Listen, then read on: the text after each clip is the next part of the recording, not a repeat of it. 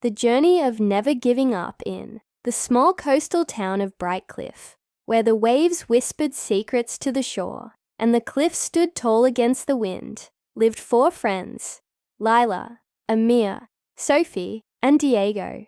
Each had a dream that burned brightly in their hearts. But the path to those dreams was far from easy. This is the story of how they learned the power of perseverance, the strength of friendship, and the magic of never giving up. Lila's dream, the artist's vision. Lila was a quiet girl with a gift for painting. Her canvases captured the soul of Brightcliff, the golden sunsets, the stormy seas, the laughter of children playing on the beach. She dreamed of opening her own art gallery, a place where her paintings could inspire others, but in a small town where most people worked as fishermen or shopkeepers. Art was seen as a hobby, not a career.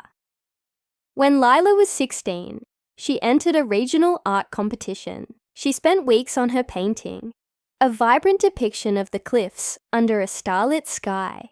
She poured her heart into every brushstroke, imagining her work hanging in a gallery someday.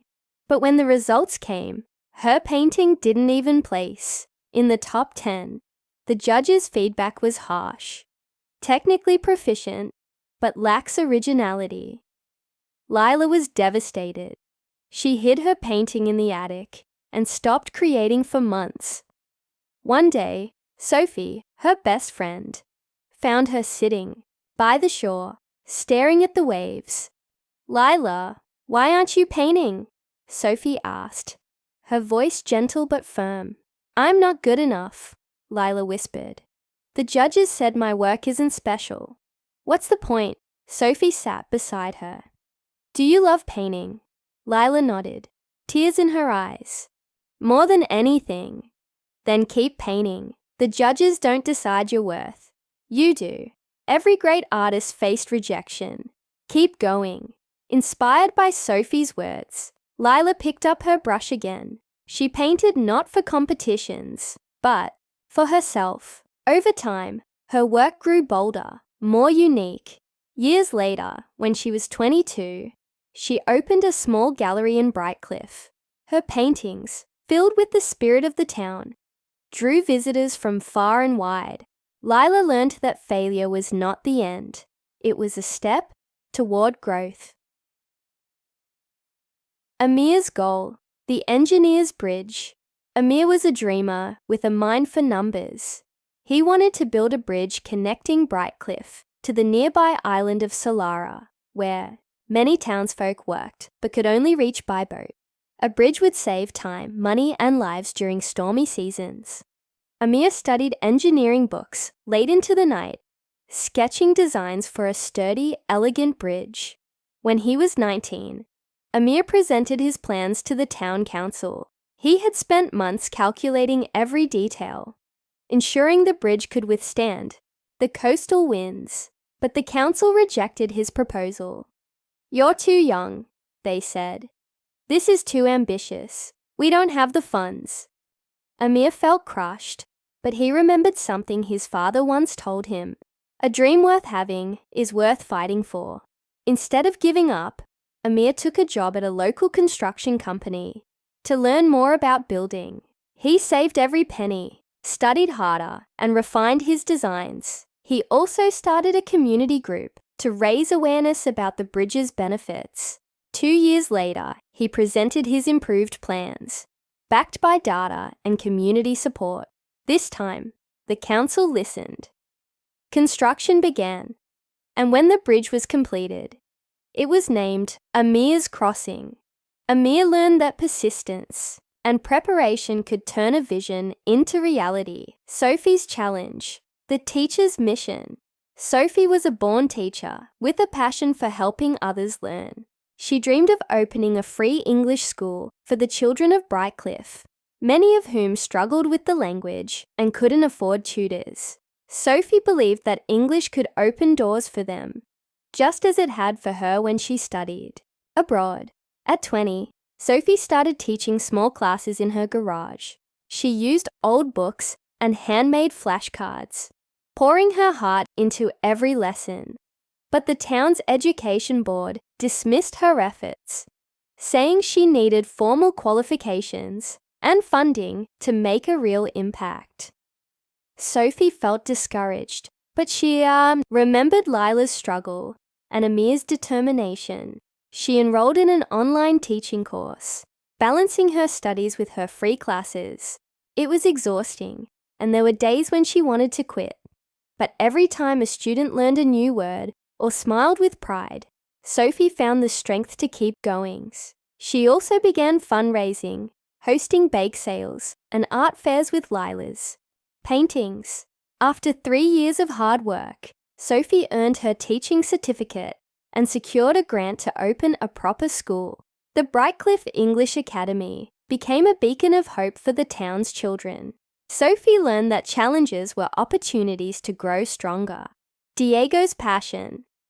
The musician's song Diego was a guitarist with a voice that could hush a crowd.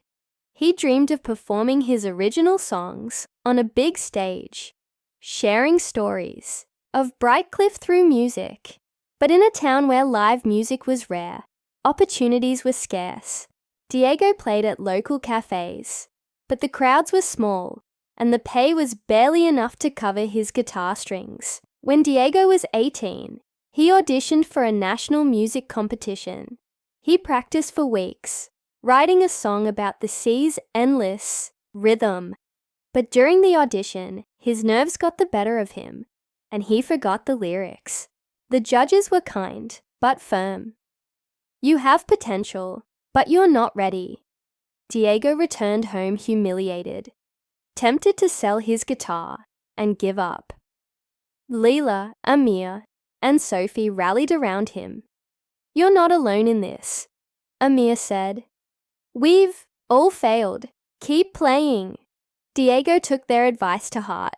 He practiced daily, performed at every small gig he could find, and shared his music online. Slowly, his songs gained a following. A year later, a video of him singing at a Brightcliff festival went viral. A music producer saw it and offered Diego a chance to record an album. His first single, Waves of Home, became a hit. Diego learned that setbacks were just part of the melody of success. The power of togetherness. The four friends faced their struggles alone at first, but they soon realized that their strength lay in supporting each other. When Lila doubted her art, Sophie's words lifted her up. When Amir's bridge seemed impossible, Diego's music inspired him to keep going. When Sophie felt overwhelmed, Leila and Amir helped with her fundraisers. And when Diego lost his confidence, his friends reminded him of his talent. One evening, years later, the friends gathered on Amir's crossing, watching the sunset. Lila's gallery was thriving. Amir's bridge was a town landmark. Sophie's school was full of eager students, and Diego was preparing for a national tour. They laughed about their failures, their doubts, and the moments they almost gave up. "Remember when I hid my paintings?" Lila said, smiling. "Or when I thought the council would never listen," Amir added. "Or when I forgot my lyrics," Diego chuckled. "Or when I thought I'd never finish my course," Sophie said. They looked at each other, their dreams now, real, their bond unbreakable. They had learned that life was like the sea, sometimes calm, sometimes stormy, but always moving forward. With hard work, patience, and the support of those who believed in them, they had turned their dreams into reality. The lesson, the story of Leila, Amir, Sophie, and Diego, is a reminder that dreams are worth fighting for. Failure is not the end. It's a lesson. Rejection is not a stop sign. It's a detour. And when the journey feels too hard, the right words, the right friends, and the right mindset can make all the difference. So, to anyone reading this, you have dreams. You have goals. They may seem far away, but they are possible. Plant your seed, water it with effort, and give it time to grow. Speak kindly to yourself. Surround yourself with people who lift you up, and never, ever give up. Like the friends of Brightcliff, you can turn your dreams into reality, one determined step at a time.